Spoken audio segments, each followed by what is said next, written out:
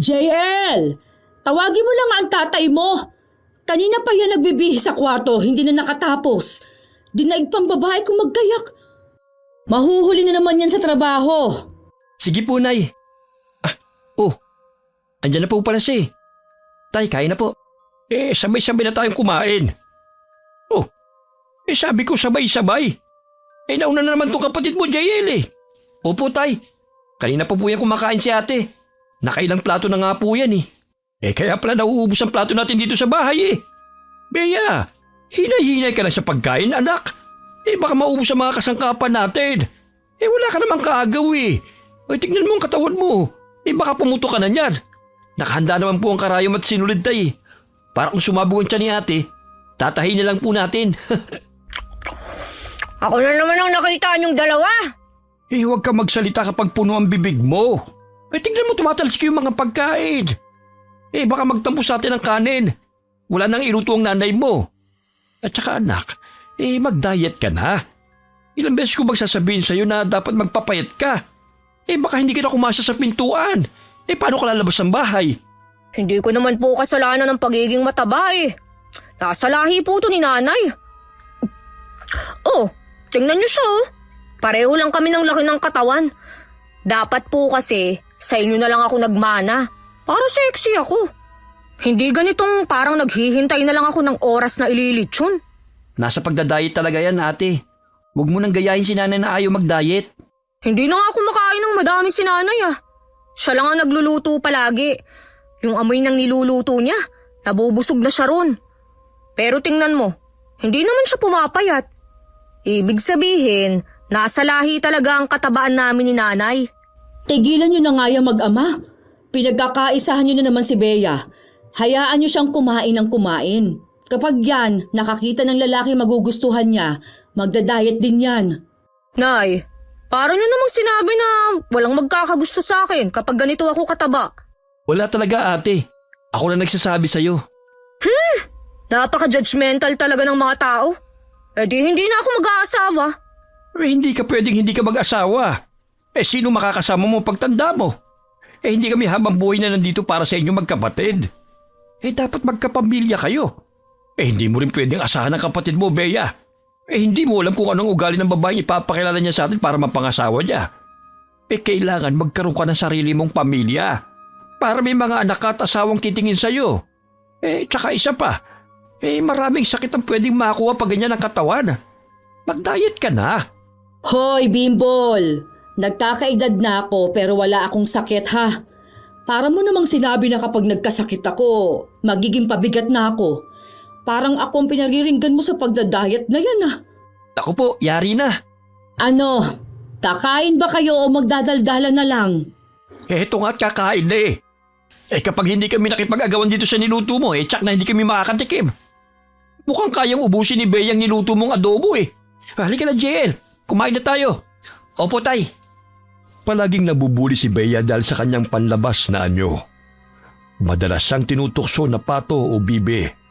Minsan naman ay baboy o lechon dahil sa kanyang katabaan. Kahit ang mga bata sa kanilang lugar ay wala na ring pakundangan kung tuksuhin siya. Malusog na talaga si Bea mula nang siya'y isilang. Nasa lahi ng kanyang ina ang pagiging mataba. Tanggap na niya ang kanyang itsura. Pero nangangarap pa rin siyang maging maganda at sexy. Hindi lamang sa paningin ng ibang tao, kundi sa sarili na rin niyang mga mata. Dahil doon, nagpasasang ang pangarap ay gawa na niya ng paraan para magkatotoo. Hanggang sa marinig niya mula sa umpukan ng mga tsismosa sa kanilang lugar, na sa kabilang barangay daw ay may bagong tayong klinik. Isang bagong doktor daw ang dumating at nag-aalok ito ng serbisyo sa mga tao na gustong pumayata. Dahil sa kanyang narinig, bigla siyang naging interesado. Nay! Nay! Ano ba yun? Bakit ka humahangos? Saka bakit nandito ka na sa bahay? 4:00 pa lang ah. Nagsarado ka ng maaga ng bigasan? Wala na naman pong bumibili na eh. Bukas po magbubukas na lang ako ng maaga. Tinamad ka na naman. Ikaw talagang bata ka. Kung hindi laging inaantok ang dahilan mo, lagi ka namang tinatamad. Sabi ko sa'yo, 7:00 ng gabi ka magsara ng tindahan. Wala na nga pong bumibili. Nakakabagot po ang tumambay dun. Wala naman akong makausap. Si JL kasi sumama dun sa truck ng rice mill para mag-deliver ng bigas. Oh, bakit ka nga pala nagmamadali kanina? Kung makatawag ka parang may sunog. Ay, kasi po kanina, habang pauwi ako, nadaan ako sa tindahan ni Aling Simang. Di ba, laging may kumpulan ng mga chismosa doon kapag ganitong oras? Ano naman ang nasagap mong chismis? Nakikiisa ka na rin sa kanila, ha? Ay, hindi po ah. Di ko naman kasalanan na marinig yun eh. Uy, ano nga yun? Sabi po nila, sa kabilang barangay daw, may bagong klinik. At yung klinik na yun, para daw sa mga gustong pumayat, Nay. Hindi ba't nakakatuwa? Naku! Siguradong gagastos ka lang dyan. Tapos papayat ka dahil sa konsumisyon. Kung ano-anong ibebenta sa iyong inumin. Tapos papangakuan ka na papayat sa loob ng 1 linggo. Pero ang totoo, pitaka mo ang papayat dyan. Huwag ka ngang basta na magpapaniwala sa ganyan, Bea. Nay naman oh. Para namang ayaw niyong pumayat ako eh. O di sige, kung ayaw mo maniwala sa akin, pumunta ka. Talaga po? Basta, sinasabi ko sa'yo, huwag ka magpapauto, ha? Kung sasabihan ka na maglalabas ng malaking halaga, huwag ka na tumuloy dyan. Kung aalokin ka naman na bumili ng kung ano-anong halamang giniling lang at sabihin na inumin ang katas nun dahil yun ay pampapayat, ako na lang ang magigiling ng mga halaman na yon para sa'yo. Ang nanay talaga. Sinasabihan lang kita kasi ikaw pa naman ay utuin. Madali kang mapaniwala. Natatandaan mo ba yung may lasing na nang asar sa'yo at sinabihan kang parang diwata sa ganda? Aba, lasing yun anak. Kapag lasing, kahit poste, maganda at sexy sa kanila. Kaya huwag kang magpapauto. Ang nanay pinaalala na naman yun. Kakainis. Basta, pupunta po ako sa klinik na yun, ha? Isama mo ang kapatid mo ha. Hindi ka pwedeng lumakad ng mag-isa. Delikado. Oo na po. Nang sumunod na araw, pumunta si Bea sa klinik na pinag-uusapan ng mga tao sa kanilang lugar. Kasama niya ang kapatid na si JL na walang ginawa kundi ang asarin siya habang nasa biyahe sila. Talaga ate? Mapapapait daw ba ng klinik na yun ng mga matataba? Hindi ko alam. Pero yun nga ang usapan. Kaya nga tayo pupunta eh. Para malaman natin kung ano ang totoo. Saan daw ba banda yun? Heto. Isinulat ko dito sa papel ang pangalan ng klinik. Nasa bungad lang daw yon sa pinakahuling kanto, sabi ng mga kapitbahay natin. Kunin mo itong papel. Ikaw na ang tumingin. Tutal, ikaw naman ang nagdadrive nitong tricycle eh. Sige, akin na. Pinakadulo? Napakalayo na nun ah. Saka maliblib na yun. Natatandaan ko ng lugar na nakasulat dito sa papel. Ito yung lugar na maraming aso. Tapos nangahabol pa talaga sila. Ha? Paano mo nalaman? Kasi nung high school pa ako, napagkatuwa namin magbabarkada na pumunta sa lugar na ito. Kasi may kaklase kami na doon nakatira. Maganda kasi ang kaklase namin yun. Crush nga namin magbabarkada yun eh. Kaso ang weirdo niya. Weirdo? Bakit mo nasabi? Kasi napakatahimik niya. Tipid gumiti. Tapos ilang sa mga tao. Kapag nilapitan mo para kausapin, umiiwas. Tapos tumatakbo kaagad. Parang itinatago niya yung mata niya. Kasi magandang mata niya eh. Totoo, kakaiba ang kulay. Kaso kapag tinignan mo siya sa mata, umiiwas siya. Talaga? Nasa na siya ngayon? Hindi naman siya nakatapos sa school namin eh. Ang sabi ng iba, nag-transfer daw. Tapos wala na nga siya sa lugar nila. Dinala raw siya sa ibang probinsya sabi nung napagtanungan namin. Kaya mula noon hindi na ako nagpunta sa lugar na ito. Nakakatakot kasi. Bakit naman nakakatakot? Sa dami ba naman ang aso na nagkalat sa daan eh. Para mas marami pa ang aso kaysa sa tao eh. Mahilig sila mag-alaga ng hayop. Tapos ang mga aso nila, kakaiba rin. Ha? Paano kakaiba? Kakaibang tumingin. Tahimik. Hindi naman tumatahol, pero nananakmal na lang bigla. Nakita kasi namin bigla na lang sinakmal ang isang manok. Kinain talaga. Ang habat ang tulis sa mga ngipin. Saka, kakaiba kung kumain ng mga aso na yun. Parang hinihigop mo ng dugo bago kinakain ng laman ng manok. Sus! Tinatakot mo lang ako eh. Para hindi na tayo tumuloy sa klinik. Hindi talagang naranasan namin yun. Hindi ko naman sinabing maniwala ka eh. Tsaka malay mo, pagdating natin dun, iba na ang itsura ngayon. Kung sa bagay, tama ka. Pero nagdala ka pa rin ng arnis ha? Tapos kanina, nakita kitang naglagay ng itak sa compartment nitong tricycle. Pamproteksyon lang yan sa mga aso. Nakakatakot naman talaga eh. Baka mamaya makagat tayo at maapektuhan ng rabies. Mas mabuti na yung handa. Kapag nagtangkang mangagat ng mga aso, iitakin ko talaga sila. Huy, masyado kang marahas. Ilang minuto ang lumipas at narating na rin nila ang klinik. Ipinarada ni JL ang kanilang tricycle sa harap ng klinika at sinamahan ng kapatid sa pagpasok sa loob. Sinalubong sila ng isang babaeng nasa 40 anyos na. Nakasuot ito ng puting uniforme at nakangiti silang kinausap. Pero ang ngiting yun ay nagpataas sa balahibo ng magkapatid. Magandang araw sa inyo. Ako ang assistant ni Doc. Tawagin niyo na lang ako Mrs. Dolor. O Ate Dolor, bahala na kayo. Hello po. Ako naman po si Bea. At siya po ang kapatid kong si JL. Kumusta kayo? Maupo muna kayo. Si Doc ay nasa opisina niya at kinakausap ang isang kliyente. Ano pala ang pakay ninyo dito sa aming klinik? Marami kaming pwedeng i-offer sa inyo, pero baka nag-i-inquire pa lang kayo. Wala namang problema. Magtanong lang kayo at sasagutin ko ang mga yan. Ate, nakakakilabot naman siyang tumingin tsaka ngumiti. Para tayong lalamunin ng buo dito. Umuwi na lang kaya tayo. Tumigil ka nga. Para kakausapin lang naman natin siya. Tsaka, huwag kang magpahalata na natatakot ka. Nakakahiya ka. Kaya lalaki mong tao, duwag ka. Ate Dolor, ang totoo po niyan, taga kabilang barangay pa po kami. Nagpunta lang po kami para tanungin kung totoo po bang ang klinik na ito ay kayang magpapayat ng matatabang kagaya ko. Oo naman. Itinayo talaga ito para sa mga taong gustong pumayat. Si Doc nag-aral ng medisina para doon. Bihasa na siya sa ganitong larangan. Sa katunayan, mayroon din siyang klinika sa Manila. Pero sa ngayon, ang naroon ay ang kapwa-doktor niyang namamahala. Mas gusto kasi niyang magbigay ng serbisyo dito sa probinsya. Kung hindi niyo na itatanong, dito na ipinanganak si Doktora Valdez. Ikaw ba, Iha?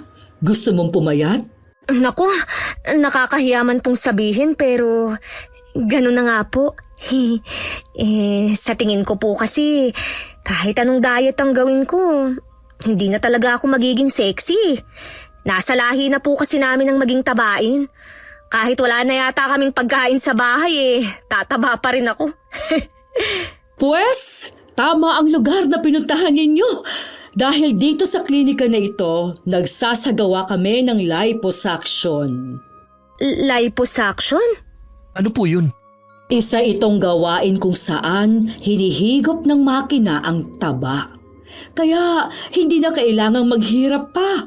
Mahihiga ka lang sa higaan at kami na ang bahala. Magiging sexy ka, Iha, kagaya ng iyong pinapangarap. Mukha pong masakit ang sinasabi niyong liposuction Nagkakamali ka, binata. Wala itong sakit na mararamdaman dahil gagamitan naman ng anesthesia. Anesthesia? Oo, isa itong gamot para mamanhid ang katawan mo nang sa ganon wala kang mararamdamang sakit. Mukhang napapaniwala ka na ate Magaling lang siya magsalita at manghikayat. Pero duda ako sa kanya. Pwede ba, JL? Doktor ang gagawa. Nakapag-aral yun. Dapat tayong magtiwala sa kanya. Ito na ang hinihintay ko. Papayat na ako sa wakas. Mawalang galang na po. Magkano naman pong singil si ganyan? Magandang tanong, Iho. Dahil nakahabol kayo sa aming promo, magkakaroon kayo ng 50% discount. Heto ang kontrata. Basahin ninyong mabuti. Nakasulat na yan sa Tagalog kaya maiintindihan ninyong mabuti. Kapag nakapagpasya ka na, Iha, pirmahan mo ang kontrata. Tama po kayo. Ang galing naman ng nakaimbento niyan. Habang binabasa ng magkapatid ang kontratang ibinigay sa kanila, lumabas naman ang isang babae mula sa opisina ng doktora. Lalong naengganyo si Bea na magpalaypo sa aksyon dahil tuwang-tuwa ang babaeng naging pasyente. Pagkalis nito ay kinuwento naman ni Mrs. Dolor na dati raw ay mataba rin ang babaeng yun. Pero dahil sa tulong ng doktora, ay nakuha niya ang kagandahan ng katawan na pangarap niya. Hinagod pa ni Bea ng tingin ng papalayong babae. Nakaramdam siya ng inggit sa katawan nitong may kurba. Dahil doon ay nagpasa siyang magpalaypo sa aksyon. Kahit anong pigil ng kapatid sa kanya, ay hindi siya nakinig. Pangarap niyang gumanda at maging sexy. Kaya sa tingin niya ay doon makakamta ng kagustuhang yun.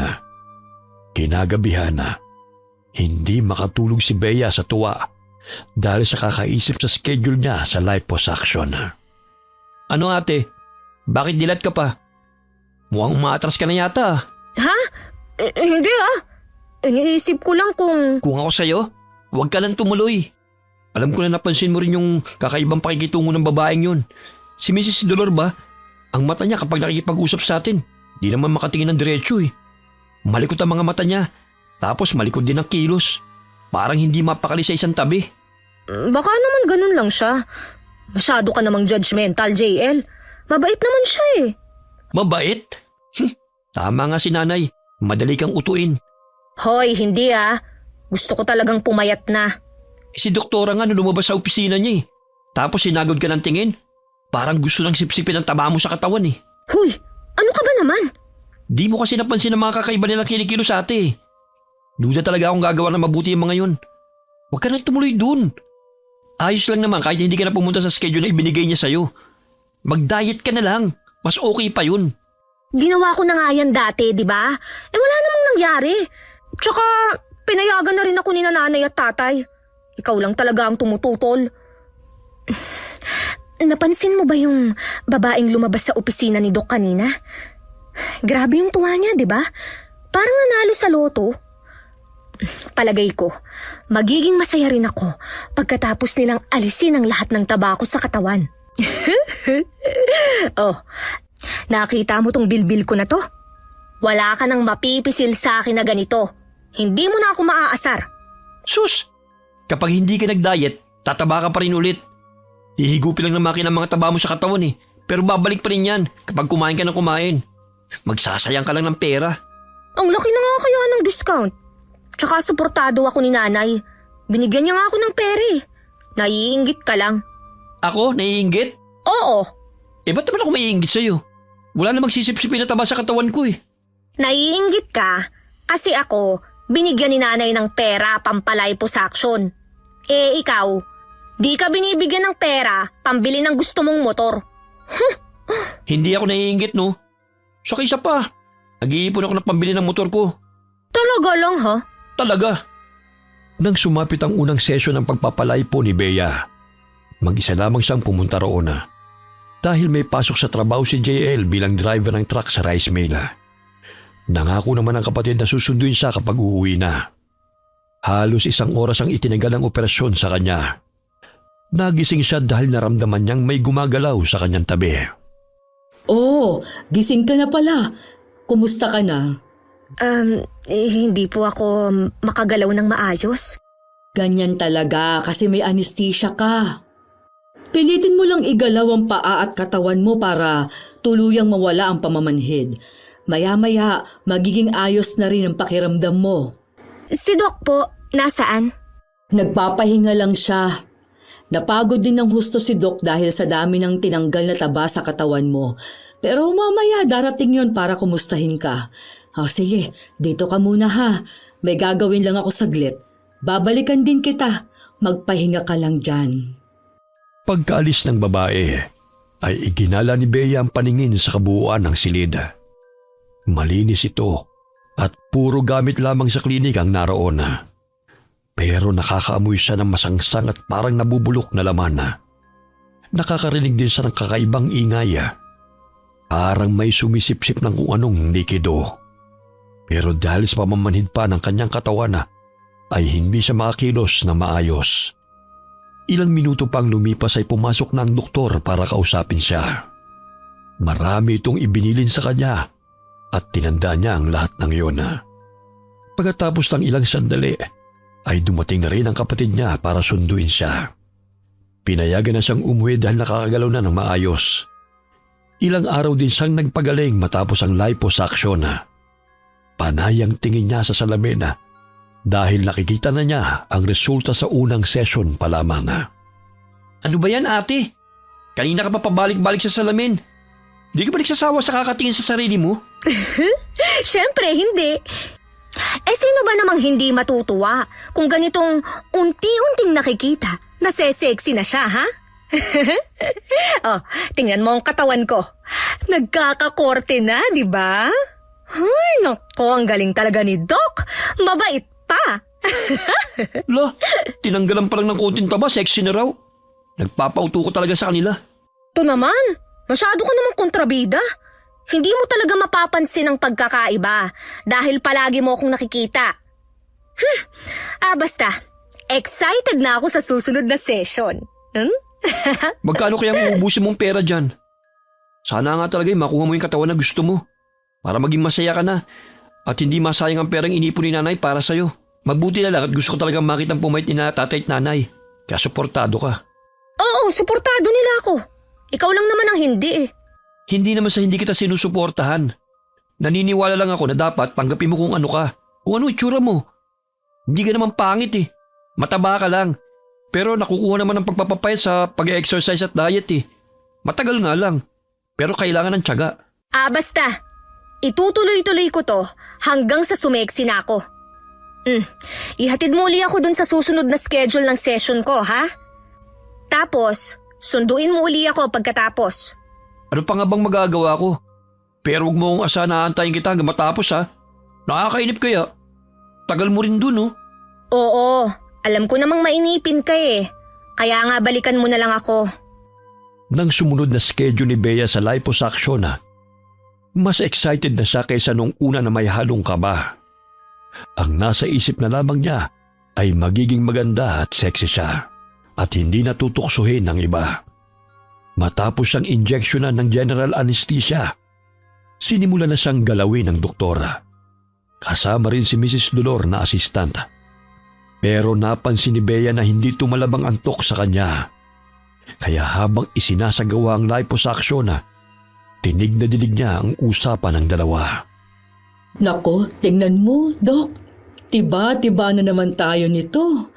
Tuwang-tuwa talaga ako kapag ang pasyente natin ay ganito kataba. Bukod sa marami tayong nakukuhang taba, nakakahigop din tayo ng dugo ng libre.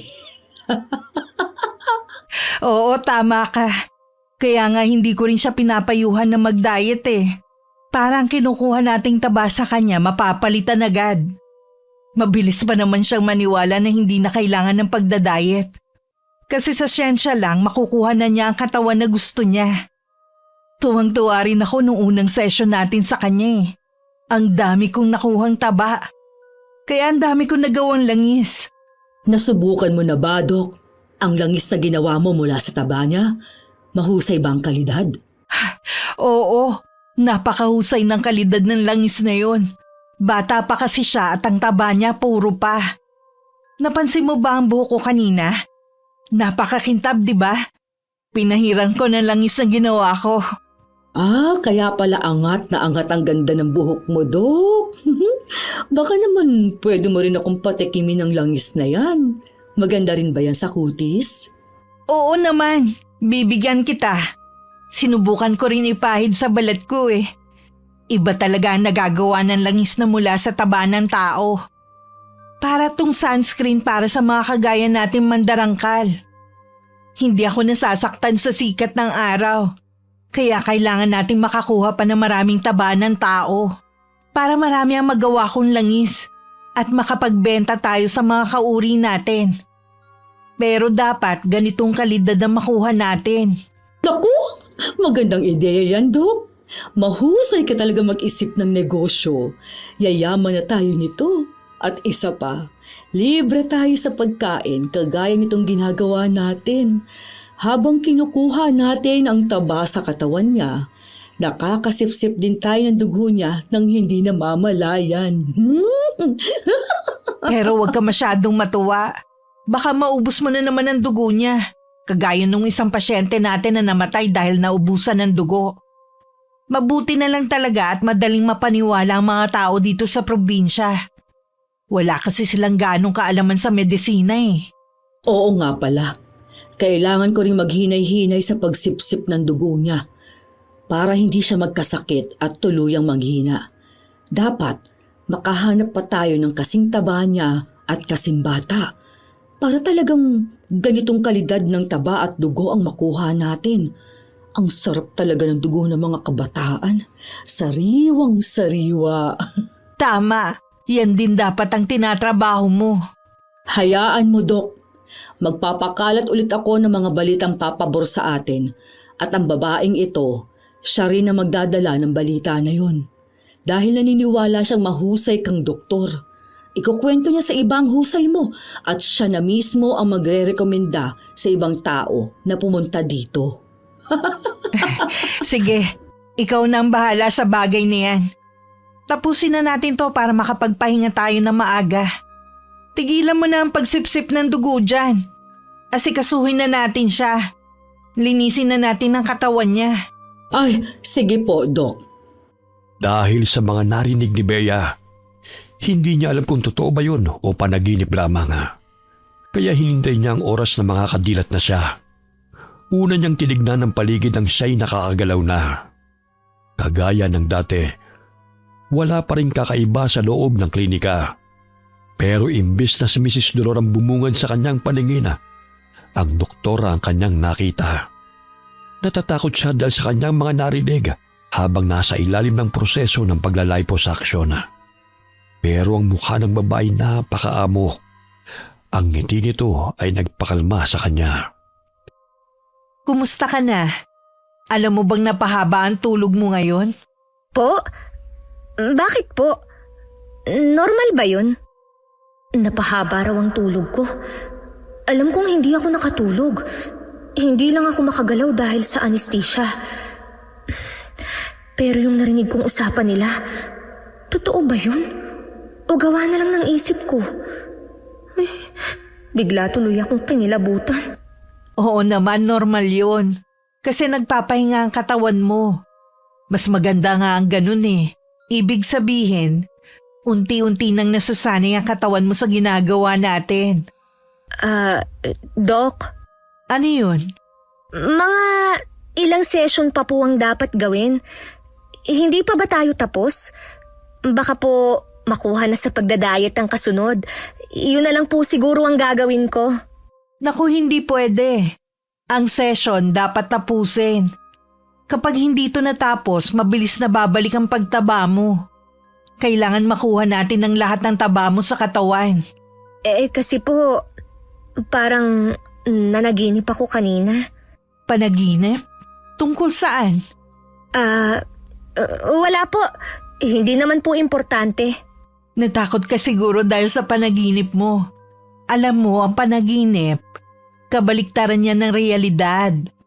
Kasi gawa lang yan ng utak natin habang tulog tayo. Tingnan mo ang taba na nakalagay sa babasaging galon na yon. Nakikita mo ba? Mas konti na ang nakuha namin ngayon kaysa nung una. Ibig sabihin, nauubos na ang taba sa katawan mo. Kapag naubos na, papayat ka na. Masusuot mo na ang mga damit na gusto mo. Siya nga po pala, ano po ang ginagawa nyo sa mga taba ng tao na nakukuha nyo? Ha? Siyempre ibabaon sa lupa. Kailangan itong itapon ng maingat para ligtas ang mga tao sa kontaminasyon. Ganun po ba? Mukhang ang kakaiba ang naging panaginip mo ah. Oo nga pala, ang kapatid mo kanina pa naghihintay. Hayun nga't nililibang ni Mrs. Dolor para hindi mainip. Kapag kaya mo nang tumayo, pwede ka nang umuwi. At huwag mo kalimutan ha.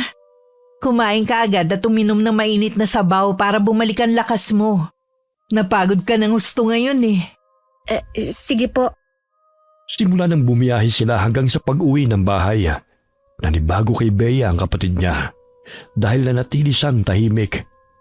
Kahit ang pagkain na hindi niya nagalaw. Malalim ang iniisip ng dalaga at malayo ang tanawa.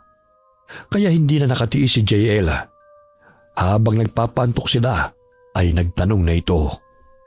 Ate, ano nangyari sa klinik kanina? Ha? Bakit mo na itanong? Simula kasi nung sunduin kita hanggang ngayon, ang tahimik mo na. Saka, parang ang lalim ng iniisip mo. Hindi ko alam, JL.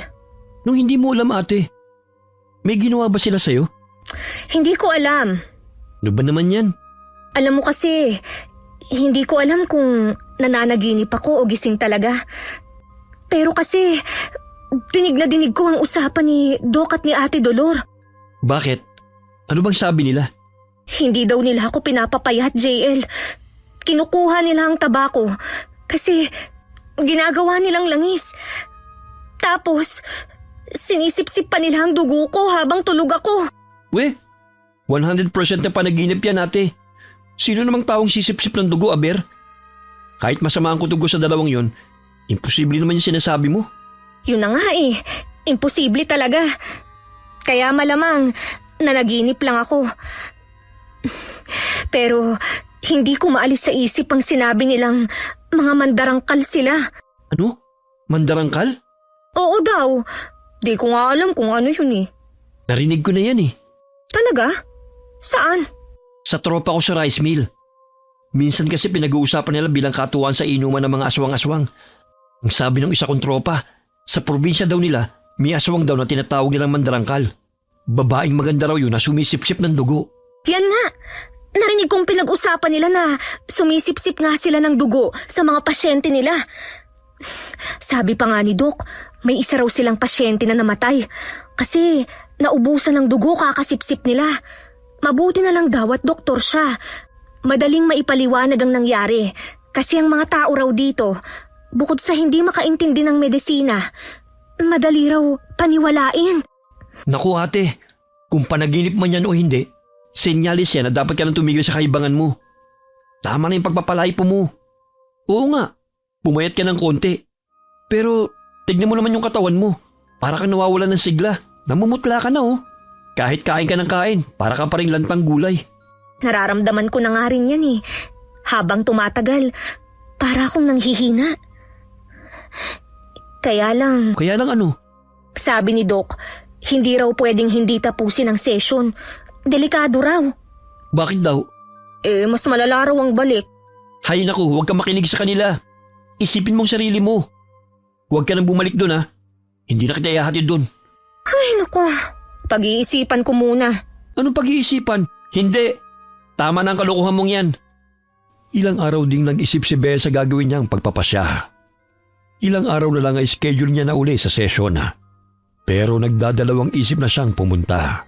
Pero sa tuwing nahaharap siya sa salamin, nakikita niya ang pagbabago ng kanyang itsura.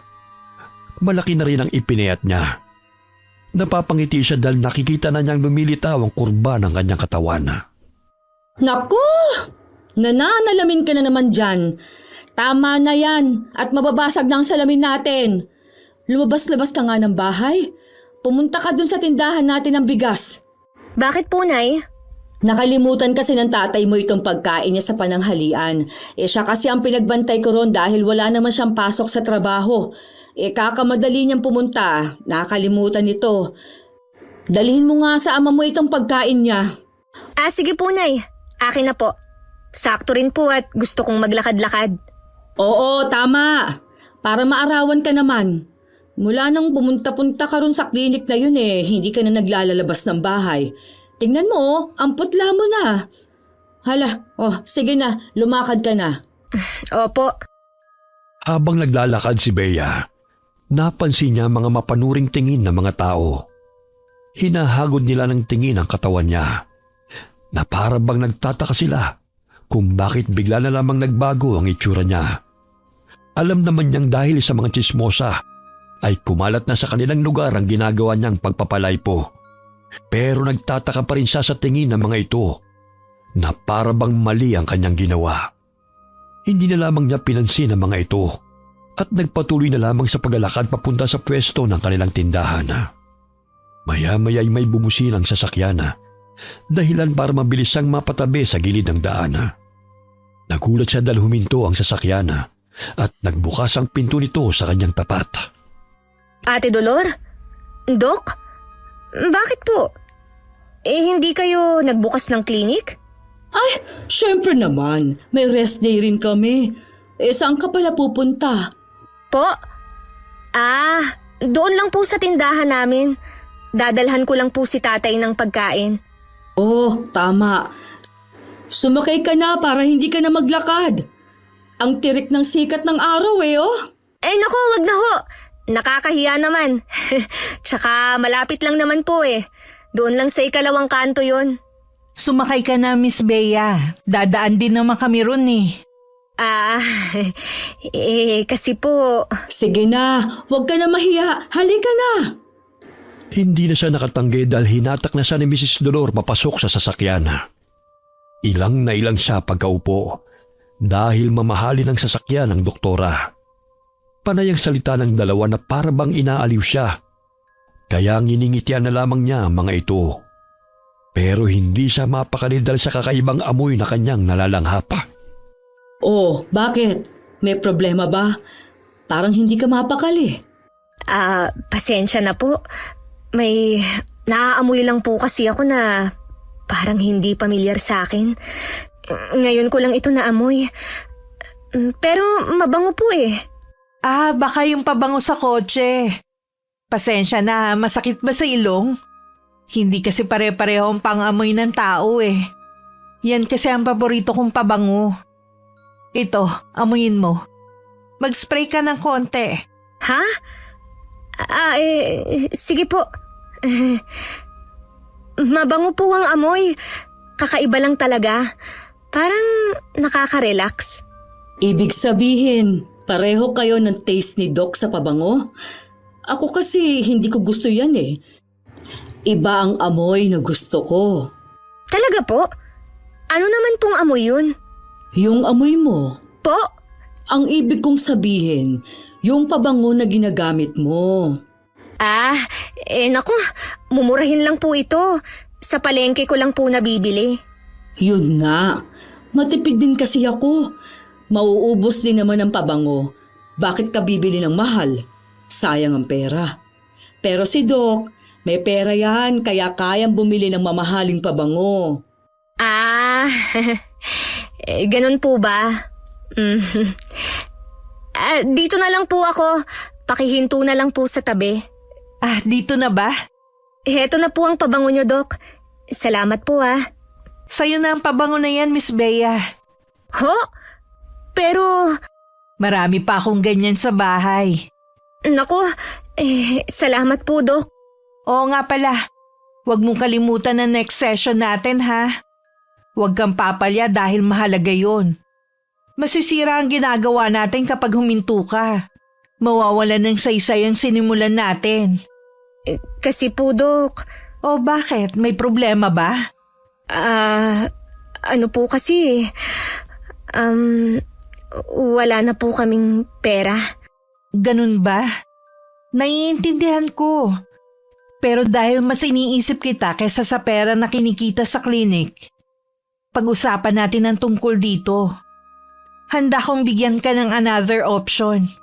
Pwede mong hulugan na lang ang bayad kapag may pera ka na. Patapos na naman tayo, Miss Bea Mas mahalaga na tapusin natin to. Tignan mo ang katawan mo.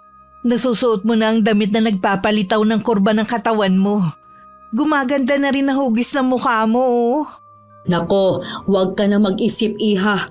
Minsan lang magbigay ng ganyang offer si Doc. Sa katunayan, ikaw lang ang inalok niya ng ganyan. Mabait kasi yan si Doc. O paano, alis na kami Pag-isipan mo. Pumunta ka na lang sa klinik.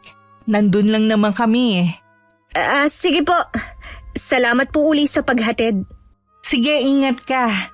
Magdala ka ng payong sa susunod Sayang ang kutis mo. Opo. Salamat po. Tinanaw pa ni Bea ang sasakyan habang papalayo ito. Nag-iisip na naman siya kung tutuloy ba sa kanilang session o hindi.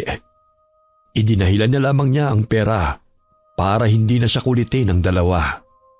Pero ang paghahangad niya na gumanda pa ang katawan ang nagtutulak sa kanya na balik-balikan ng klinik. Ano ate? Akala ko ba ayos na tayo? Di ba hindi ka napupunta ron?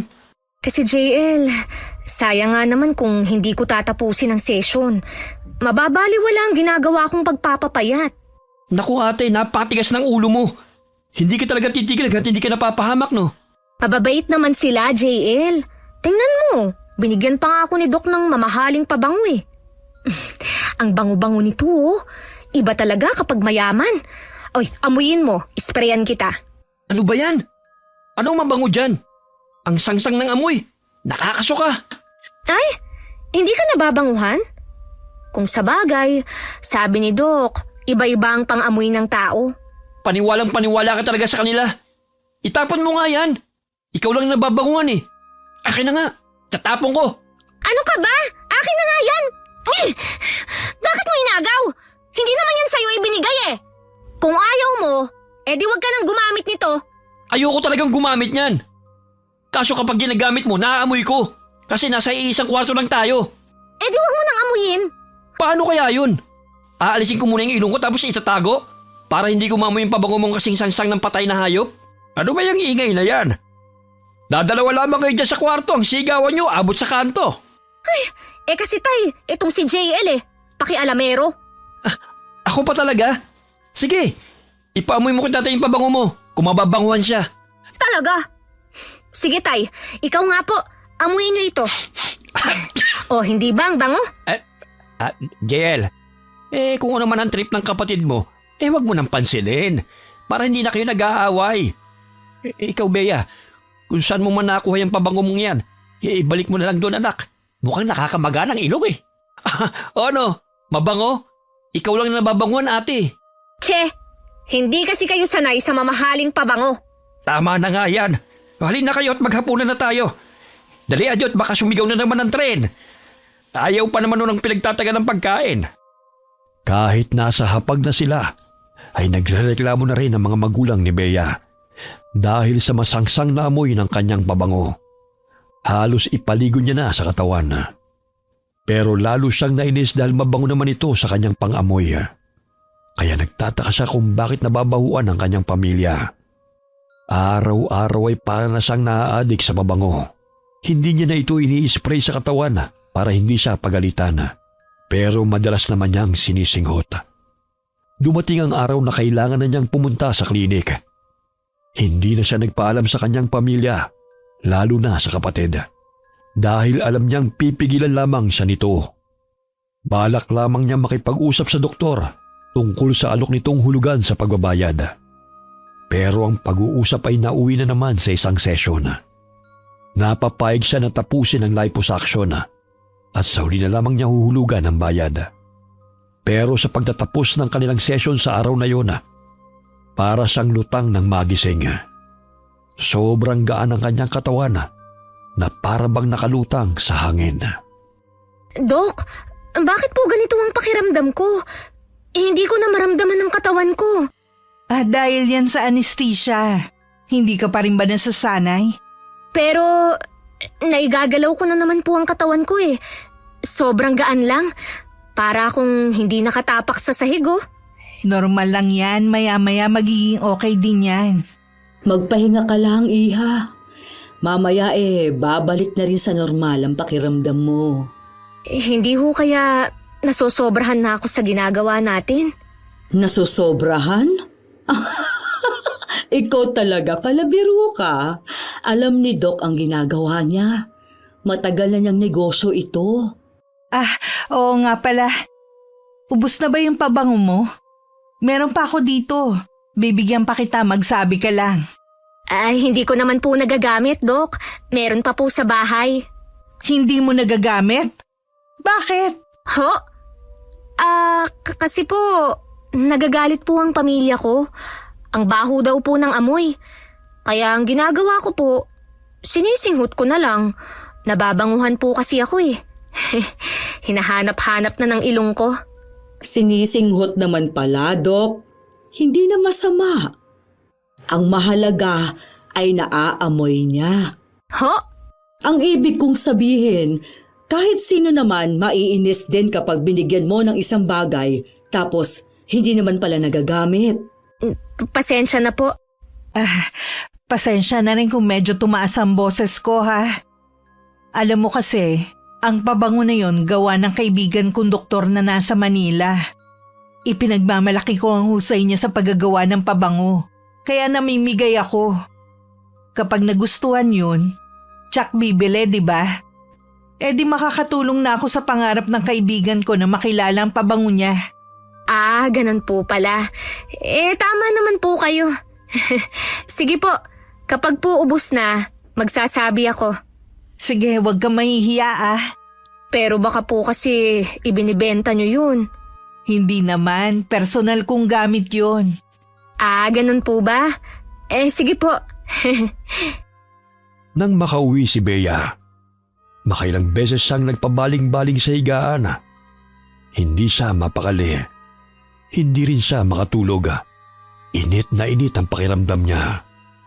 Uhaw na uhaw pa. Kaya tumayo siya para pumunta sa kusina.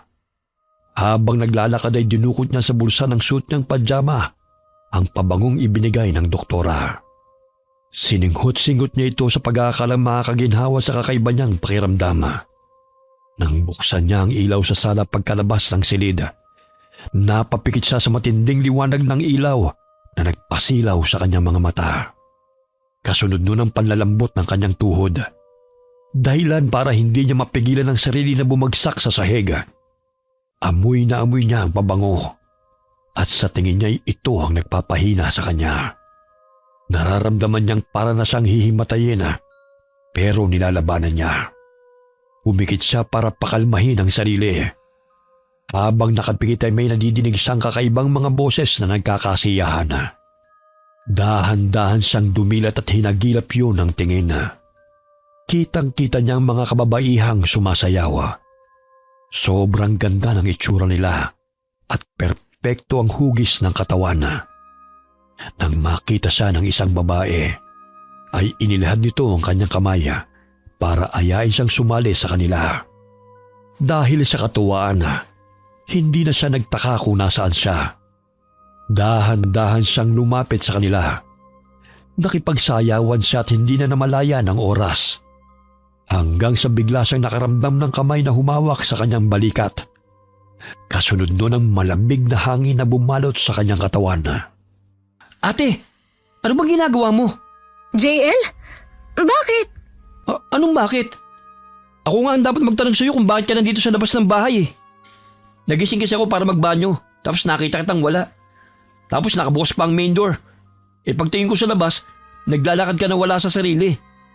Sinundan kita para pigilan, pero tuloy-tuloy ka hanggang dito sa may puno ng balete. Ano bang gagawin mo dito? Ha? Balete? Oo, hayan oh, nasa harapan mo. Ang layo-layo ng narating mo. Ay, bakit naman ako pupunta dito? Hala, ako talagang tatanungin. Ikaw naglakad papunta rito eh. Kanina, habang nasa sala ko, may mga magagandang babaeng nagsasayawan eh. Inaya ako at sumama lang naman ako. Pero hindi naman ako nagpunta rito. Naku po, naiengkanto ko na dahil sa kalokohan mo. Wala naman akong ginagawang kalokohan eh. Akala mo lang wala, pero meron. Che, ewan ko sa'yo. Umuwi na nga tayo at nagtatayuan na ang balahibo ko rito. Pagka-uwi nila ng bahay, siniguro ni JL na sarado ang mga pinto at hinarangan pa niya ito ng mga upuan. Sa pag-aakalang baka lumabas uli habang tulog si Bea. Hindi naman makatulog si Bea dahil sa pag-iisip kung ano nangyari sa kanya. Kinuha niya uli ang pabango sa bulsa ng kanyang pajama at inamoy ito. Napakunot ang noo niya dahil paubos na ang amoy kahit hindi naman nababawasan ang likido. Lumipas ang ilang araw at nilibang niya ang sarili sa pagbabantay sa tindahan nila ng bigasan.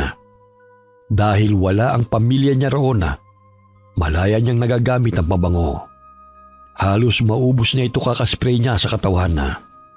Pero napansin niyang naiirita ang mga mamimili kapag nagpupunta sa tindahan. Kaya umaalis na lamang ang mga ito. Ilang araw ang lumipas at napansin niyang kaunti na lamang ang laman ng pabango. Nagpunta siya sa klinik para humingi sa doktora. Wala namang kliyente sa klinik nung araw na yon, kaya diretso siyang pumasok sa loob. Tatawagin na sana niya si Mrs. Dolor nang matigilan dahil narinig niyang may nag-uusap na dalawang babae. Dahil sa kuryosidad, naisipan niyang makinig at palihim na sumilip. Sa isang silid na sa pag-aakala niya'y pahingahan ng doktora, nagulat siya sa itsura ng loob nito. Isa itong lihim na laboratorio. Ang galing mo talagang gumawa ng mga ganitong bagay, ano, Dok? Ang bango-bango ng pabango na to. Sa bagay, pabango kasi to kaya natural na mabango. Kung masama ang amoy, ang tawag na dito, pabaho. Magugustuhan ito ng mga customer mo. Nababanguhan sila dito at wala silang kaalam-alam na dahil sa pabango na to, nakakaranas sila ng hallucination. Hindi magtatagal. Maa-addict sila at paulit-ulit na pupunta dito para lang sa pabango. Hindi nila alam na ang laman ng botelya na to ay pinaghalong taba ng tao, dugo ng tao at laway ng isang mandarangkal. Pahingi ako ng isa ha. Gusto ko rin itong gawing pabango. Diba, wala naman itong epekto sa atin. Gusto ko talaga ang amoy nito, Dok. Hindi pwede. Dok naman, ang damot lang. Para lang yan sa mga biktima natin. Para lalo silang mabaliw at paulit-ulit na pumunta dito sa klinik. Napansin mo ba si Ethel? Hibang na siya. Dahil sa kakaamoy niya sa pabango, paulit-ulit siyang pumupunta dito para humingi. Halos magmakaawa pa nga eh. Oo, nagbabayad pa nga ng malaking halaga para lang sa pabango na ito. At sa bawat punta niya, nakakakuha tayo ng taba at dugo. Mga mortal na mangmang talaga sila. Pero wala ka bang pabango na ginawa para sa kagaya natin? Meron. Ako pa ba? Yun! Isa ka talagang dakila. Napakatalino mo, Dok. Nasaan na? Pwedeng pahingi? Heto, napakaganda ng pabangon to. May tatago nito mula sa pangamoy ng mga tao ang tunay nating amoy. Parang amoy lang na mabangong bulaklak ang halimuyak natin sa pangamoy nila. Mahusay ka talaga, Dok. Kahit minsan umaalingasaw ang pagiging aswang natin. Lalo kapag kahihigop lang natin ng dugo, hindi na nila tayo maaamoy. Ganun na nga. Nakakakilig naman to. Makapag-spray nga ng kaunti. Mga halimaw nga talaga sila. Hindi panaginip ang mga narinig kong pag-uusap nila noon. Ano yun? May narinig akong nagsalita. Ang talas ng pandinig niya. Makaalis na nga. Saan mo balak pumunta, Miss Bea? Gaga! Mandarangkal ako at hindi palaka. Mandarangkal? Oo, alam kong narinig mo ng lahat ng pinag-usapan namin. Kaya kailangan mo ng manahimik ngayon. Hindi! Nagkakamali ka. Wala akong narinig. Kadarating ko nga lang eh. Pero mukhang busy kayo. Kaya aalis na lang ako ah. Babalik na lang po ako sa susunod na araw. Hindi ka na babalik dito. Opo, hindi na talaga. Dahil hindi ka na makakaalis. Doc? Ano yan? Bitiwan mo ako! Parang awa mo na. Ate Dolor! Kailangan ko nang umuwi. Hinahanap na ako sa amin. Pakawalan mo ako, please! Hindi! Nagpupumigla si Bea mula sa pagkakahawak ni Mrs. Dolora. Pero nang makawala siya, bigla namang may tumusok sa kanyang hita.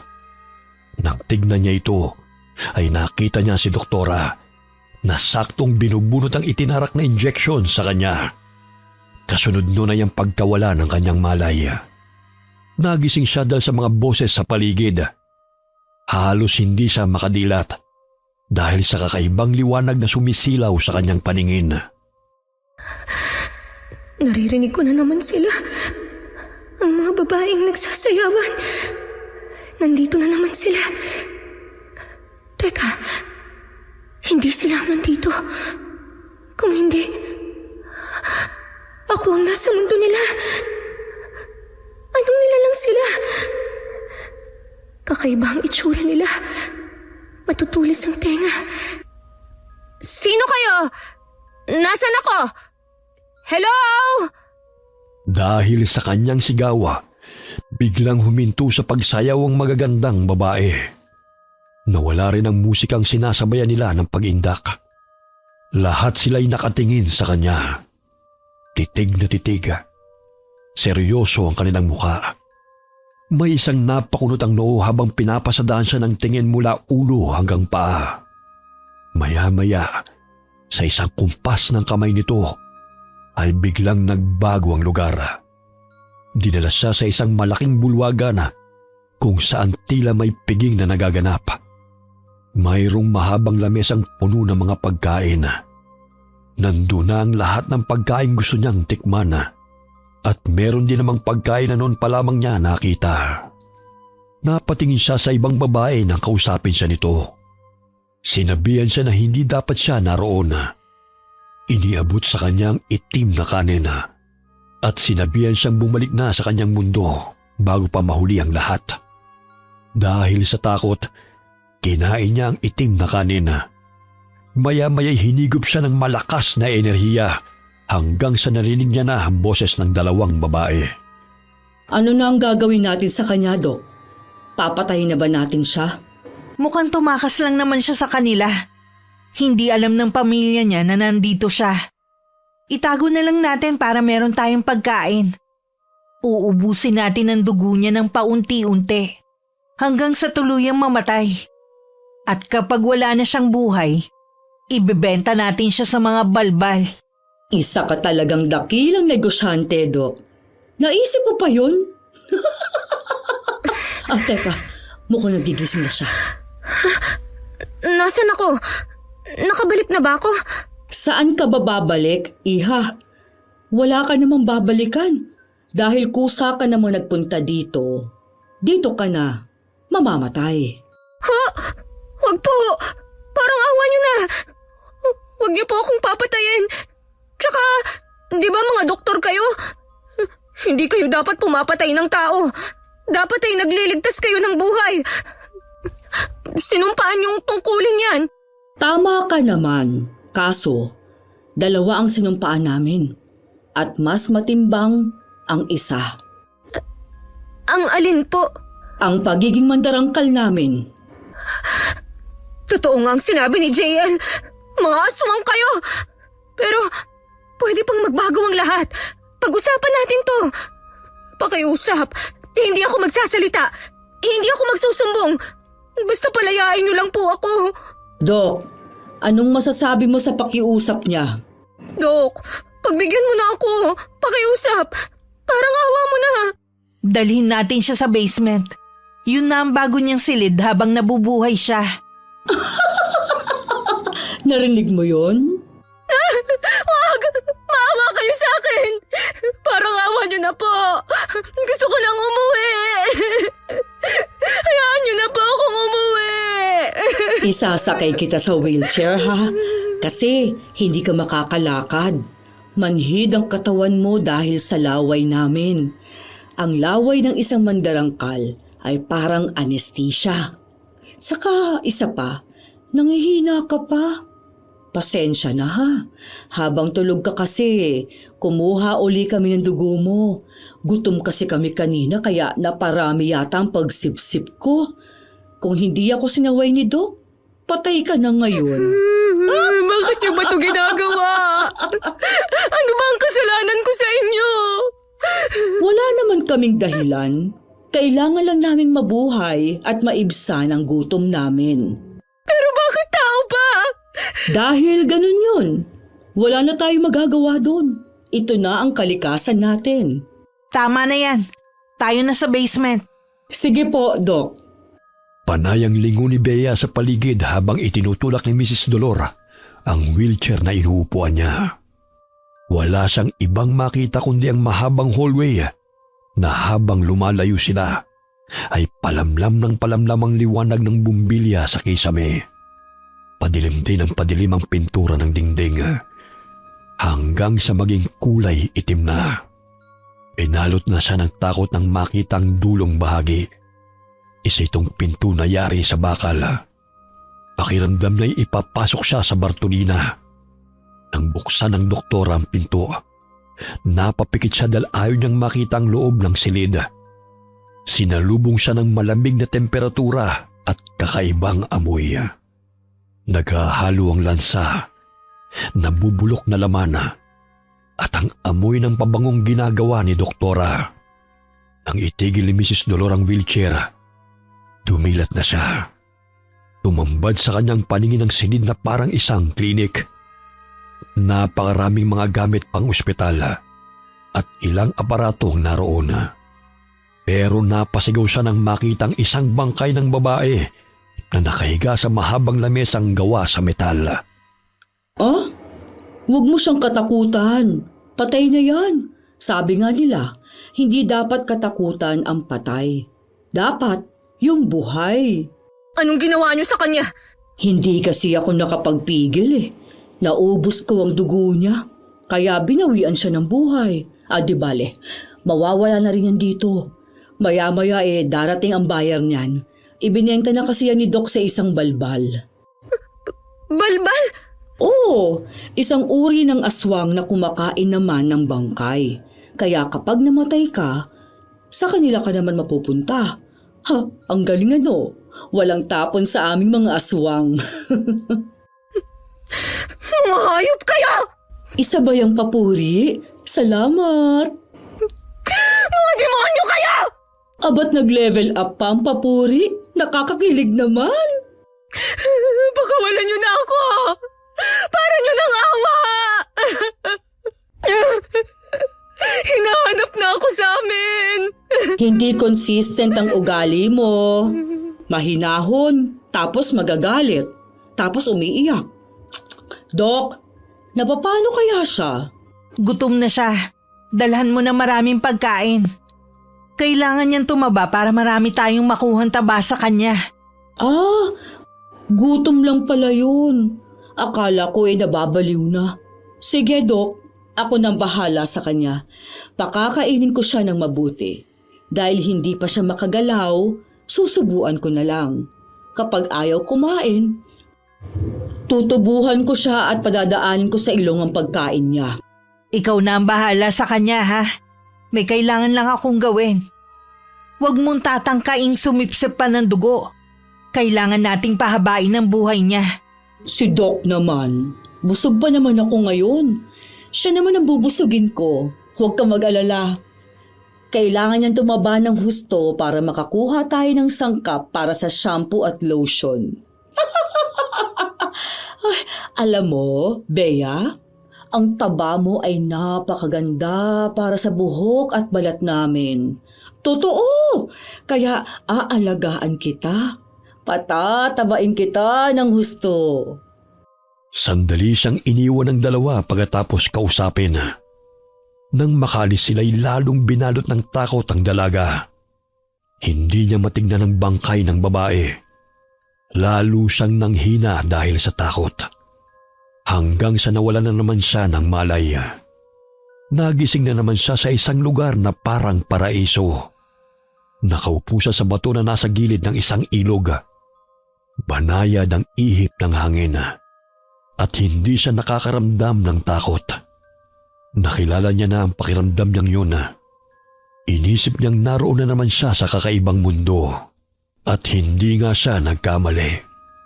Kasama niyang napakagandang babae na nagbigay sa kanya ng itim na kanin. Umiyak siya sa babae at humingi ng tulong. Pagkatapos niya itong kausapin, binigyan siya nito ng kakaibang kanin. Kulay puti ito at nagliliwanag.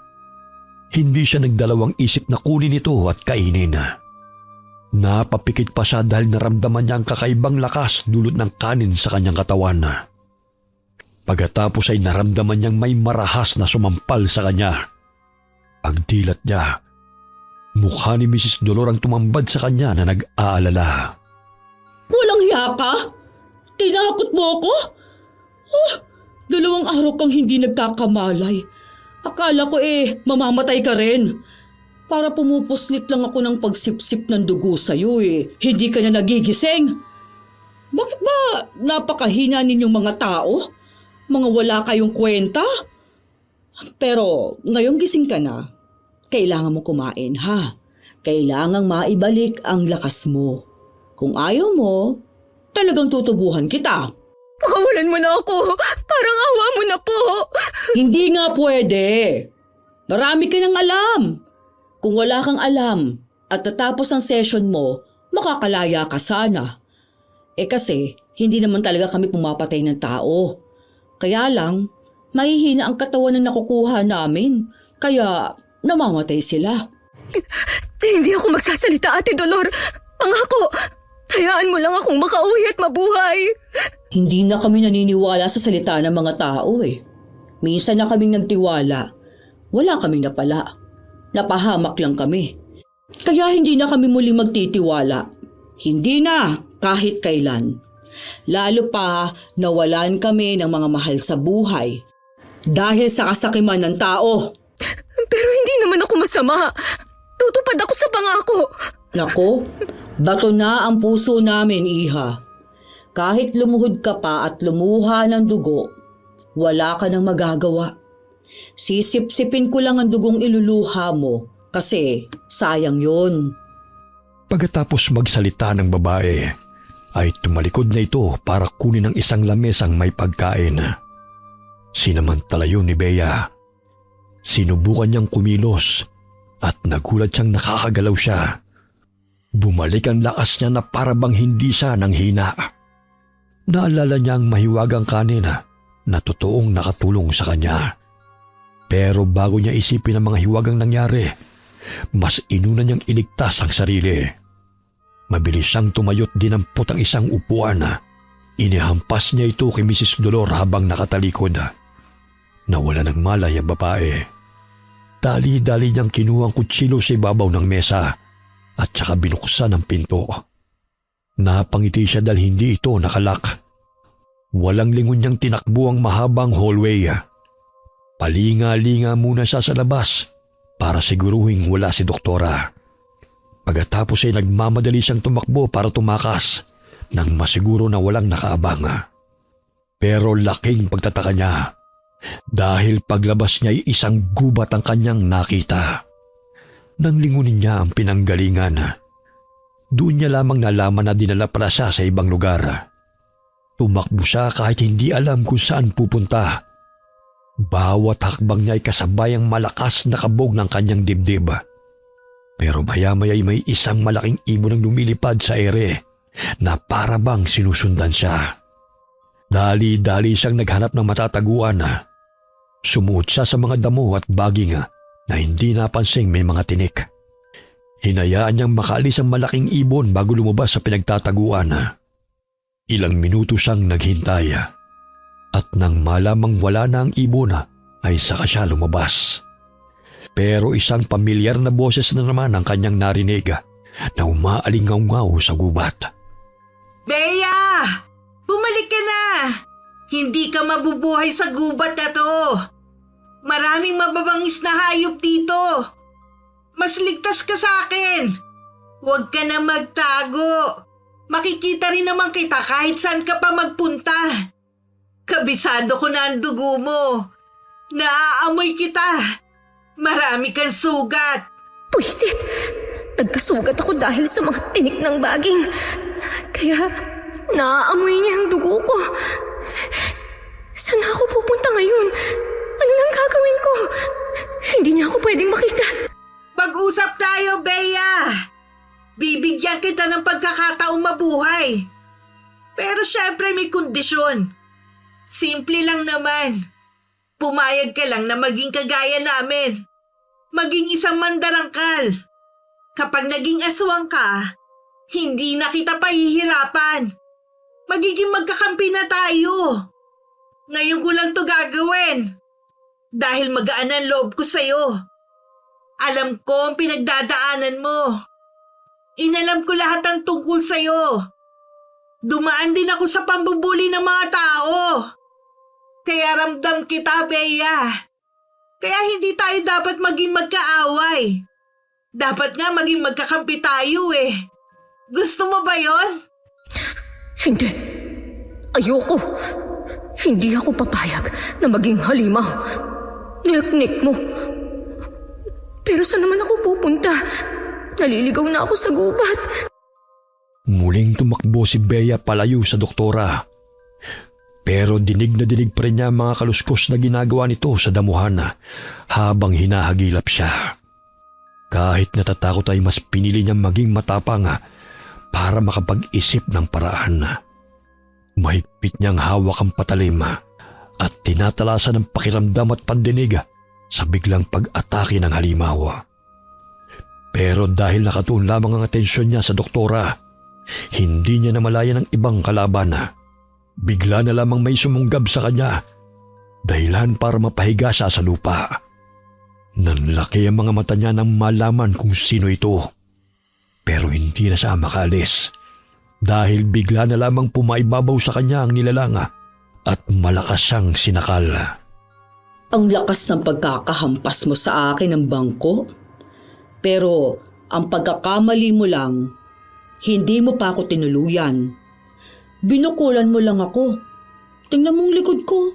Nagmukha na akong kuba. Bagay naman sa'yo eh. Dapat nga matuwa ka pa. Sumasagot ka na ngayon. Tumatapang ka na ha? Sandali nga. Bakit parang malakas ka ngayon? Di ba dapat nangihina ka? Lantang gulay ka na kanina. Paanong ganito ka kalakas ngayon? Surprise! Nagpapanggap ka lang ba na nangihina? Mahusay ka palang artista. Mali ka.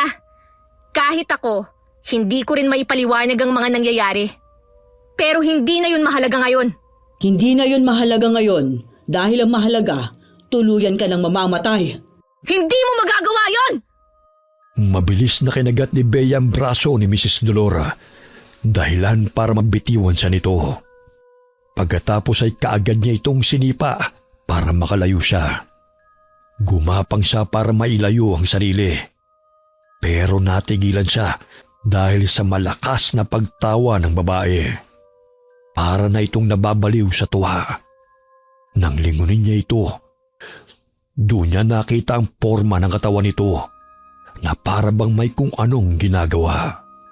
Nanlaki ang mga mata niya nang makitang namumula na ang mga mata nito.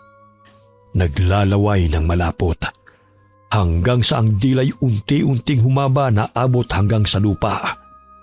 Umatungal ito na para bang nasasaktan habang naglalabasan ng matutulis na kuko sa kamay. Humaba rin at naging sabog ang buhok nito. Pumulubot ang balat na lalong ikinapangit ng kanyang itsura at ang mga ugat sa katawan ay umalsa na parang nagngangalit. Ano yan? Halimaw! Surprise! Titigan mong mabuti ang anyo ng isang mandarangkal, Bea. Dahil ito na ang huling beses na makikita mo ang anyong ito. Pagkatapos nito ay ang kamatayan mo na ang kasunod. Ikaw ang pinakamapalad sa lahat ng naging biktima namin. Kasi nakita mo ang tunay naming anyo. Samantalang ang iba namatay nang hindi ito nakikita. Sus ko! Mas maswerte pa nga sila dahil hindi nakita ang pangit mong itsura. Ako, kahit siguro multo na ako, babangungutin pa ako dahil nakita ko ang kapangitan mo, sira ulo! Natutuwa ako at may ganyan ka palang ugali. Mas kinikilig akong patayin ka. Sisipsipin kong dugo mo ng paunti-unti hanggang sa tuluyan kang mamatay na dilat ang mga mata. Nek-nek mo! Mabilis na tumakbo si Bea para tumakas. Pero mas mabilis ang kilos ng aswang. Nadambahan siya nito bago pa makalayo. Mas dumoble ang bigat ng halimaw kaya hindi niya ito may tulak. Hawak pa nito ang dalawa niyang kamay habang nakaibabaw sa kanya. Bumuka sa tuwa ang bibig ni Mrs. Dolora at muling lumawit ang mahaba nitong dila kasabay ng pagtulo ng malapot na laway. Panayang iwas ni Bea ng kanyang mukha dahil sa pandidire. Ilang beses niyang ibinaling-baling ang ulo para iwasan ang mahabang dila na pilit hinahagilap ang ugat sa kanyang leeg. Nang di na siya makatiis, kahit nandidire kinagat niya ang nakalawit na dila ng aswang. Dahilan para umatungal ito sa galit. Mabilis na lumayo si Mrs. Dolora habang iniinda ang ginawa sa kanya. Bago pa ito muling sumugod, hinagilap ni Bea ang patalim na nabitiwan. Walang hiya kang babae ka! Sa dami ng kakagatin mo, tila ko pa! Abale! Iniiwasan ko na nga! Pilit mo pang inilalapit! Pero may solusyon ako para mawala ang sakit na nararamdaman mo sa dila mo. At ano naman ang binabalak mo, babae? Putulin na natin yan! Mas okay din na maging pipi ka! Wala ka namang sinasabing maganda! Dali-daling inatake ni Bea ang aswang bago pa ito makasugod. Dinambahan niya ito para tumumba sa lupa. Sa kanya ito inupuan. Pilit siya nitong kinakalmot pero pinagsasasaksak niya ang magkabilang braso nito. Habang umaatungal sa sakit ang aswang, ay sa kanya hinugot ang mahabang dila nito at walang awang pinutol. Malakas siyang sinipa ni Mrs. Dolora, dahilan para tumilapon siya at dumausdos sa lupa. Huminto ang katawan niya nang may tumapak sa kanya. Pag-angat niya ng mukha, ay nakita niya ang doktora na masama ang tingin sa kanya. Hindi na tayo dapat naglalaro, Bea. Tama ka. Walang hiya ang mamahay yan! Minunol lang nila ako! Naging miminang ulo ako! Mauna na ako mga ngasimsip ng nungunin na! Nito na nga ako mamamatay! Hindi na kita maintindihan ngayon, Mrs. Dolor. Bakit naman kasi pinaputol mo ang dila mo sa babaeng to eh? Isa lang siyang mortal. Paano kanya natalo? Hindi ko alam. Mas malanga siya ngayon. Nangangaiba ang lakas niya. Ay, huwag ka na nga magsalita. Sumasakit lang ang ulo ko sa pag-unawa sa iyo eh. Ikaw naman babae, marami ka ng kasalanan sa amin. Kailangan mo na talagang makipagkita sa lalaking may hawak ng tandang. Ikumusta mo na lang ako sa kanya. Kapag ba ikaw ang namatay, may San Pedro din kayo? Kasi sa tingin ko, ikaw ang makikipagkita sa kanya. Kaya magkumustahan na lang kayo! Mabilis na hinawakan ni Bea ang binti ng babae, saka ito binalibag. Tinampot niya ang putol na sanga at saka pinagahampas sa mandarangkal. Bumalikwas ang aswang at inatake si Bea. Galit nitong pinagkakalmot ang dalaga. Panay naman ang salag ni Bea gamit ang kanyang mga braso, kaya itong napuruhan ng sugat. Dahil sa nagtatalsikan niyang dugo, lalong nabaliw sa tuwa ang mandarangkal. Hindi na ito nakapag-isip ng tama. Kinuha na ni Bea ang pagkakataong yun para umatake. Pinagsasampal niya ang doktora, pero isang sampal lamang sa kanya ay bumagsak siya sa lupa na halos tumabingi ang kanyang mukha. Hindi pa siya nakakabangon nang maramdaman niya ang tila karayom na tumusok sa kanyang leeg. Nang hawakan niya ito, ay naramdaman niyang malapot na likido. Doon niya nalaman na sinisip-sip na ng aswang ang kanyang dugo.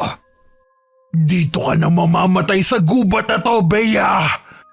Hindi ka pa kasi pumayag sa alok kong maging kakampi.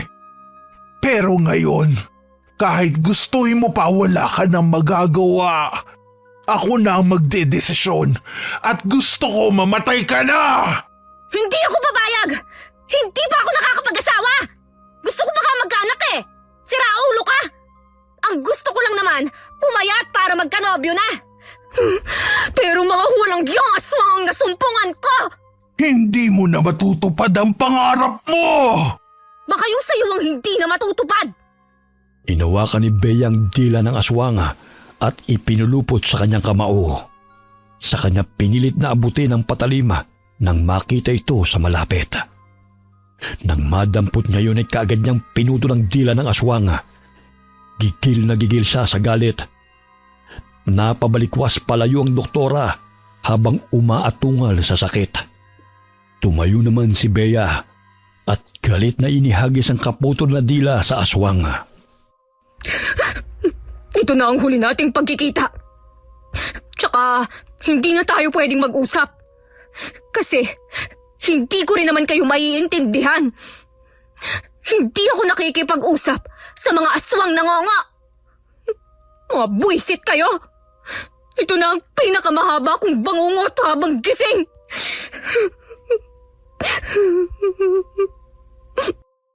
Hindi na paghandaan ni Bea ang biglang pag-atake ni Mrs. Dolora. Dinamba siya nito, dahilan para mawala ang kanyang balanse. Sabay silang dumausdos sa lupa dahil sa lakas ng pagdamba ng aswang.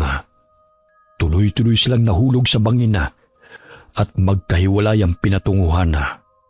Bumagsak si Bea sa ibaba kung saan mayroong ilog. Hindi na niya maigalaw ang katawan dahil sa pinsala. Napatingala na lamang siya sa langit habang umuusa ng mahinang salita.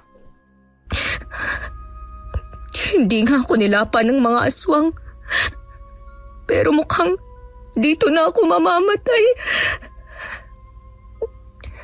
Tay, Nay, Kuya, pasensya na po sa katigasan ng ulo ko. Kung mabubuhay pa ako at makakabalik sa inyo, hindi na ako maghahangad na pumayat. JL, tatanggapin ko na ang sinabi mong dapat tanggapin ko ang sarili ko kung ano ako, kung ano ang itsura ko. At kapag may gusto akong makuha, magsumikap at kunin sa tamang paraan. Pero wala na yata akong panahon para mag-exercise, kagaya ng sabi mo. Patawad kung hindi na ako makakauwi. Pero gusto ko pang mabuhay. Gusto ko pang umuwi sa atin. Gusto ko pa kayong makasama. Tulungan niyo ako. Habang nagsusumamoy natigilan siya nang may humarang sa pagtitig niya sa langit. Nakilala niya ito. Siya ang babaeng palaging nagbibigay sa kanya ng kanin. Ikaw, mukhang nananaginip na naman nga ako. Kasi nandito ka na naman. Bibigyan mo na naman ba ako ng kanin? Anong kulay naman ngayon? Pero mukhang hindi ko na yan makakain. Pero salamat sa lahat ng tulong mo, ha? Hindi ko man alam kung totoo ka o kung sino ka. Pero malaki ang naitulong mo sa akin. Kaya nga lang, mukhang hanggang dito na lang ako. Salamat sa malasakit. Ano yung inaabot mo sa akin? Kung kanin yan, total, huling kain ko na naman to. Pwede bang samahan mo na ng ulam? Yung lechon sana, ha? Para masaya naman ako sa huling araw ko sa mundo.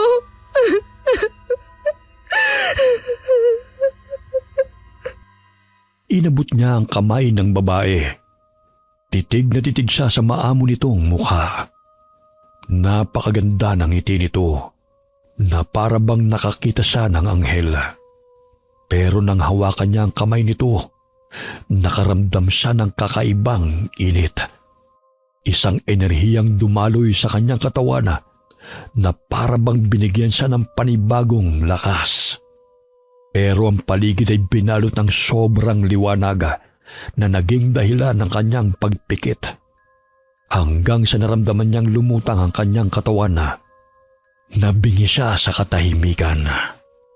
Ilang segundo rin itong nangyari hanggang sa unti-unti na siyang nakakarinig. Nadidinig niya na ang boses ng kanyang pamilya. Ate! Ate, gumising ka! Hindi ka pwedeng mamatay! Ate! Anak ko, parang awa mo na. Bumalik ka sa amin. Kung naririnig mo kami, sundan mo ang boses namin. Bumalik ka sa amin, anak. Bea? Bea, anak, gumising ka na. Ang tatay mo ito! Halika na, umuwi ka na! Sinusundo ka na namin, anak. Sumama ka sa amin. Huwag ka matakot. Uuwi na tayo. Uuwi na. Ate? Ate, talaga bang nagsasalita ka? Ulitin mo nga. Isa pa. Nay! Tay! JL! Ate, nagsasalita ka na. Nandito ka na. Nakabalik ka na. Sandali nga. Huwag mo akong yakapin. Ang higpit eh. Nahihirapan akong huminga. Anak, salamat at bumalik ka na. Ano ba nangyari, Bea? Natagpuan ka ng isang lalaki nagpapaligo ng kalabaw sa ilog. Wala kang malay doon. Bakit ka napadpad doon? Buti na lamang at malapit ang bahay ng Mang Enti sa lugar na yon. Nagamot ka niya kaagad. Mang Enteng? Oo, ate. Albularyo siya. Ang sabi niya, nasa mundo ka rin ng mga engkanto at ilang araw ka na doon. Nagsagawa siya ng ritual para sunduin ka. Tapos kausapin ka rin namin para makabalik ka na. Kasi kapag narinig mo raw ang boses namin, uuwi ka na. Bakit ka ba sumama sa mga engkanto? Engkanto? Ang alam ko, aswang ang kasama ko. Hindi engkanto. Pero ano? may babae nga na nagpakita sa akin. Hindi ko alam. Pero palagi akong napupunta sa lugar nila. Baka si Xavi yun. Xavi? Sino naman yun, tay? Ang ate mo kasi, ipinanganak na may kakambal na engkanto. Tapos ang ate mo nun palaging hinihimatay. Yung pala'y sinusundo ng kakambal niya para makipaglaro sa kanya. Palagi namin siyang dinadala sa albularyo para bawiin. Tapos nag-alay kami para hindi na siya sunduin. Mula noon hindi na nangyari yun. Akala namin hindi na mauulit. Pero sinusundo ka pala niya ulit. Bakit ngayon nyo lang po sinabi yan? Binaon na namin yung salimot kasi nga hindi na naulit. Pero hindi po niya ako sinundo. Ako ang bigla na lang napunta doon. Akala ko panaginip. Pero hindi pala. Totoo pala yun. Kung ano man yun, ang mahalagay nandito ka na ulit sa amin, anak. Bago umuwi ang mag-anak, ay nagsagawa sila ng ritual at pag-aalay sa pangunguna ng albularyong si Mang Enteng. Nagpasalamat sila sa engkantong kakambal ni Bea at nakiusap din sila na wag na siyang susunduin. Pero habang ginagawa ang ritual, taos-pusong nagpasalamat si Bea sa engkanto. Noon lamang niya nalaman kung sino ito at ano ang kinalaman nito sa buhay niya. Inakala niyang bangungot lamang ang mga nangyari. Pero hindi pala. Alam na rin niya na totoo ang mga mandarangkal at gusto siyang patayin. At dahil sa kanyang kakambal na engkanto ay nakaligtas siya. Matapos ang ritual ay umuwi na rin sila. Habang pauwi ay panayang tanong ni JL sa kanya kung ano ba talaga ang nangyari. Kasi ang sinabi lamang ng manggagamot ay nasa mundo siya ng mga engkanto. Hindi na maikwento ni Bea ang kabuuan ng nangyari sa kanya. Ayaw na rin niyang sabihin pa ang tungkol doon. Bukod na alam niyang hindi naman maniniwala ang kanyang pamilya na inaswang siya. Gusto na lamang niyang ibaon sa limot ang lahat. At mangyayari lamang yon kapag siya mismo ang unang tatahimik. Lumipas ang ilang araw. Bumalik na sa normal ang buhay niya. Nabalitaan niya rin mula sa mga tsismosa sa kanila na nagsarado ng biglaan ng klinik na nagsasagawa ng liposuction. Bahagya siyang napangiti matapos isipin na hindi na talaga magpapakita ang dalawang aswang Dahil wala nang makakaintindi sa kanila. Hindi na rin sila makapambibiktima pa dahil wala na silang dila. Ate, Oh, bakit? tulala ka kasi. Ano na naman ang nangyayari sa'yo? Wala. May iniisip lang. Naku po, baka naghahanap ka na naman ng bagong klinik ha. Buti na lang talaga nagsarado na yung pinupuntahan mo. Masama kasi kutob ko ron eh. At mabuti talaga na hindi ka na bumalik dun. Oo, hindi na talaga ako babalik. Kasi naisip ko, tama ka naman eh. Saan? Dapat nga mag-exercise na lang ako at mag-diet kung gusto kong pumayat. Samahan mo ako? Saan? Mag-diet? Hindi naman ako mataba. Tangi, mag-jogging tayo bukas ha? Bago sumikat ang araw. Ah, pag ganyan, paig ako. Pero, para kang mantika kung matulog eh. Makakapag-jogging ba tayo niyan? E di gisingin mo ako. Iihiyan kita para magising ka. Ang bastos mo naman. Isusumbong kita kay nanay. Sumbungera ka naman talaga eh. Gusto mo samahan pa kita eh. Halika, punta tayo sa Ano ba, kanila. JL? Bitiwan mo nga ako. Eh di ba magsusumbong ka? Sasamahan na nga kita eh, ayaw pa. Para kang sira. Tapos sira pa ako ngayon? Ay naku, ang gulo mong kausap talaga. Natutong makontento si Bea sa kanyang itsura. Pero itinuloy nilang magkapatid ang usapan. Tuwing umaga, bago sumikat ang araw ay nagja-jogging sila. Minsan naman ay biking. Ganun ang banding ng magkapatid bago sila magsimula ng trabaho. Nagbabantay pa rin si Bea ng kanilang bigasan habang si JL ay nagmamaneho pa rin ng truck sa rice mill. Napalago ng magkapatid ang kanilang munting negosyo. Kaya na magretiro ang kanilang ama sa trabaho nito. Sila na ang nagtaguyod para sa kanilang pamilya. Nagkaasawa si JL makalipas ang ilang taon. Masaya naman si Bea para sa kapatid. Pero ang kinainis lamang niya ay naunahan pa siya nitong magpakasal. Pero lumipas ang ilang buwan. Nakilala na rin niya ang lalaking nagpatibok ng kanyang puso. Isa itong dayong doktor sa kanilang lugar. Dahil nagkatroma na si Bea sa mga doktora, nahirapan siyang pakiharapan ng lalaki. Naging masugid naman niya itong manliligaw. Kaya kalaunan ay sinagot na rin ito ng dalaga. Nasa lahi talaga nila ang maging tabain. Pero kahit na ganoon ang katawan niya, tanggap na niya ang sarili niya. At doon niya nalaman na kapag natanggap mo kung ano ka at kontento ka kung sino ka, matatanggap ka na rin ng iba. Sa kanyang karanasan, natutunan niya na ang tunay na pananampalataya sa itaas at ang pagmamahal ng pamilya ang tunay na kaligayahan sa buhay. Okay, sana po nagustuhan niyo ang kwento natin ngayon. Shout out po tayo kay Rocky Manuge from San Fernando, Pampanga. Hi po kay Prince Berlin Culet Monsalud from Subic, Zambales. Hi po kay Elizabeth Dunca from Pampanga. Hi po kay Cliven Dubalan.